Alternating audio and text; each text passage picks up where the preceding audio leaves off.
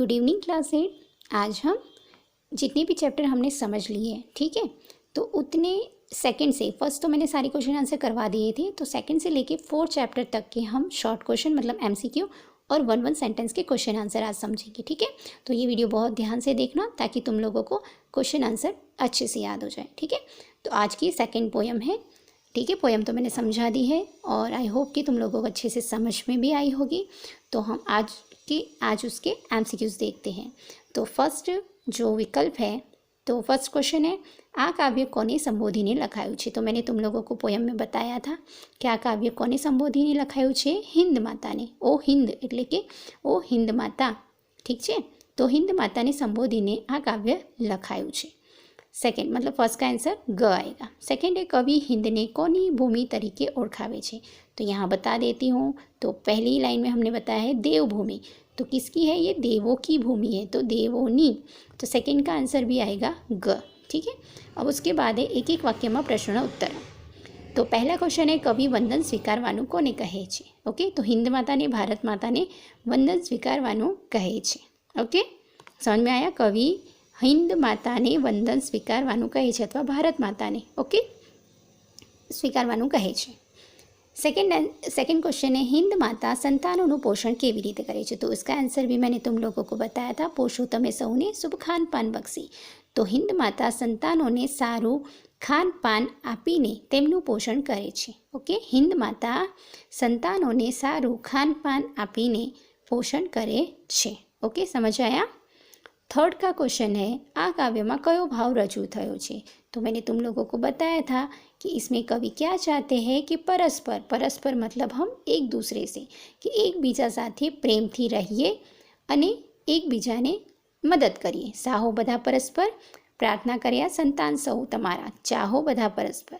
तो एक बीजाने प्रेमपूर्वक चाहिए, प्रेम थी रहिए अने साहो એટલે કે અમે એકબીજાની મદદ કરીએ, એવો ભાવ આ કાવ્યમાં રજૂ થયો છે। ઓકે, फिर से रिपीट करती हूँ। कवि हिंद माता ने वंदन स्वीकारवानुं कहे छे। सेकेंड, हिंद माता शुभ खान पान बक्षीने अथवा आपीने संतानों पोषण करे छे।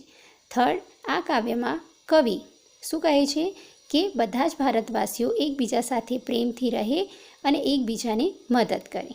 ओके, अब आएगा तुम्हारा थर्ड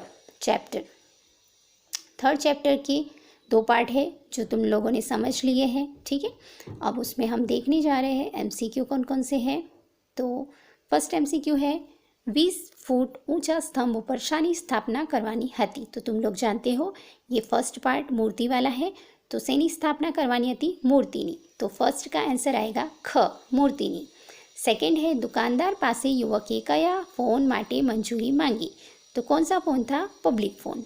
ओके, तीसरा है, दुकानदार ने युवकनो कयो गुण स्पर्शी गयो। तो खुमारीनो, कि जो उसका एक खुमारी थी, ठीक है, वो खुमारी का गुण दुकानदार को बहुत अच्छा लगा। उसके बाद है 1 सेंटेंस के क्वेश्चन आंसर। तो फर्स्ट है, शिल्पी शू करी रह्यो हतो। तो मैं तुम लोगों को बता भी देती हूँ पैराग्राफ में और तुम टिक भी कर लेना ताकि तुम्हें याद रहे। तो शिल्पी, फर्स्ट पैराग्राफ में मैंने बताया था ना, शिल्पी खूब ज एकाग्रता थी आरस पहाड़ना पत्थरमांथी भगवाननी मूर्ति घड़ी रह्यो हतो। ओके, तो ये पूरी लाइन आएगी, याद रखना। ठीक है, हो सके तो नोटबुक में सारे क्वेश्चन आंसर लिख के रखना तो तुम्हें याद करने में आसानी रहेगी। सेकंड है, बाजू में पड़ेली मूर्ति ने शू नुकसान थयो हतो। तो तुम सब जानते हो कि भाई उसने पूछा कि ये 2 मूर्ति क्यों बना रहे हो।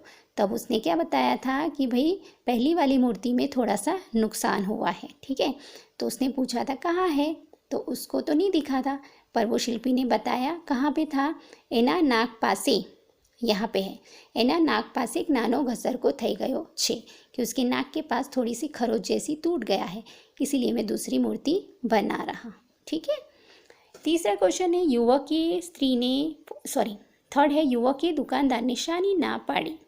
तो जब दुकानदार ने युवक को कहा कि भाई तुझे काम की तलाश में है, तो तुझे काम चाहिए तो मेरे वहाँ काम कर ले, पर युवक ने दुकानदार के वहाँ काम करने के लिए मना कर दिया। तो युवक के दुकानदार ने ત્યાં काम करवानी ना पाड़ी। ओके, तीनों क्वेश्चन याद रहे ना। शिल्पी खूब ज एकाग्रता थी આરસ પહાડના પથ્થરમાંથી મૂર્તિ બનાવી રહ્યો હતો. બાજુમાં પડેલી મૂર્તિના નાક પાસે થોડો ઘસરકો થયો હતો. तीसरा है युवके दुकानदार ने ત્યાં काम करवानी ना पाड़ी. ओके, नेक्स्ट है फोर्थ चैप्टर भी हमने समझ ही लिया है. ठीक है, थोड़ा लंबा है पर इजी है अगर याद रखोगे तो अच्छे से. तो फर्स्ट क्वेश्चन उसका है एमसीक्यू का कि रविशंकर व्यास ने महाराजનો વિરોધ કોણે આપ્યો? तो ये मैंने तुम लोगों को बताया था, लोगोए. ओके, तो फर्स्ट का आंसर आएगा ग. सेकेंड है धीमे धीमे राजकीय प्रवृत्तिना स्थाने महाराजना जीवन में शानो प्रवेश थयो? तो पहले वो राजकीय प्रवृत्ति करते थे, ठीक है, देश के लिए कुछ करते थे, पर उसके बाद उनको क्या लगा? लोक सेवा. तो सेकंड का आंसर आएगा लोक प्रवृत्तिनो प्रवेश थयो. ओके, थर्ड क्वेश्चन है रविशंकर महाराज ने माणसाईना दीवा कोणे कह्या छे? इसका आंसर भी मैंने तुम्हें टिक करवाई था जब लेसन समझाया था. तो झवेरचंद मेघाणीए. ओके, तो इसका आंसर ख आएगा. थर्ड का ख, सेकंड का ख और फर्स्ट का ग. अब आता है सेकंड एक एक वाक्य में उत्तर. उसका फर्स्ट क्वेश्चन है बाळपणमां रविशंकर महाराजનો स्वभाव કેવો હતો? तो टिक भी कर लो और देख भी लो कौन सा कैसा स्वभाव था उनका. खूब ज निडर અને સાહસિક. ओके, जो मैंने तुम्हें बताया था બાળપણથી જ એમનો स्वभाव કેવો હતો? સાહસિક અને નિડર હતો. तो ये पॉइंट अंडरलाइन करना और लिख लेना. ओके, नेक्स्ट सेकंड क्वेश्चन है महाराज काम करवानी कई खूबी धरावता था? तो गांधी जी ने बताया था कौन सी खूबी उनके अंदर थी, वो भी मैं तुम लोगों को फिर से टिक करवा देती हूँ. जो पिक्चर्स है उसके बाजू में है और यहाँ पे है. बस महाराजनी आ ज खूबी છે કે તેમને જે કામ સોંપો તેમાં તે પોતાનો આત્મા રેડી દે છે, તેથી તેમનું કામ ઝડકે છે અને તેથી વધુ સારી અસર પડે છે. तो शॉर्ट में तुम लिख सकते हो कि महाराज को जो भी काम देते थे उसमें वो अपनी आत्मा डालकर मतलब जी जा लगाकर बहुत ही दिल से वो काम करते थे. ठीक है, नेक्स्ट थर्ड क्वेश्चन है जोगण गाम में महाराजे शू जोयुं? तो मैंने वो भी तुम लोगों को टिक करवाया था, मोस्ट टाइम भी बताया था कि तुम्हारे क्वेश्चन आंसर में है. तो महाराजे जोगण गाम में शू जोयुं? गंदकी अने गरीबी यहाँ पे है. ठीक है, जवानुं थयुं तेमणे जोयुं तो नरी गंदकी अने गरीबाई. तो जोगण गाम में गंदकी अने गरीबी जोई. तो ये दोनों पॉइंट को साथ में जोड़कर लिखना है. ठीक है, गंदकी अने गरीबी. Okay, and next last question है फोर्थ महाराज मुख सेवक तरीके शा माटे जाणीता छे? कारण के महाराज केवी रीते सेवा करे छे? मूंगा मूंगा, कोई पण प्रसिद्धिनी इच्छा राखता नथी. मूंगा मूंगा सेवा करवा ए ज एमनो जीवन धर्म छे. यहाँ पे आएगा इसका आंसर. महाराजे कभी पोताना कामनो ढंढेरो पीट्यो नथी. ओके, तो कभी भी वो अपने काम के लिए ढिंडोरा नहीं पीटते थे और चुपचाप लोगों की सेवा करते थे. इसी की वजह से हम उनको मुख सेवक महाराज के नाम से जानते हैं. तो फिर से रिपीट करती हूँ. बाळपणमां रविशंकर महाराजનો स्वभाव સાહસિક અને નીડર હતો. મહારાજની કામ કરવાની કઈ ખૂબી હતી કે મહારાજને જે પણ કામ આપો તેમાં તે પોતાનો આત્મા રેડી દઈ ખૂબ જ દિલથી કામ કરતા હતા. જોગણ ગામમાં મહારાજે ગરીબી અને ગંદકી જોઈ और महाराज खूब ज कोईपण प्रसिद्धि विना चुपचाप मूंगा मूंगा सेवा करता हता. ते माटे तेमने मुख सेवक तरीके ओळखीए छीए. ओके, आज की वीडियो में सिर्फ इतना. Thank you.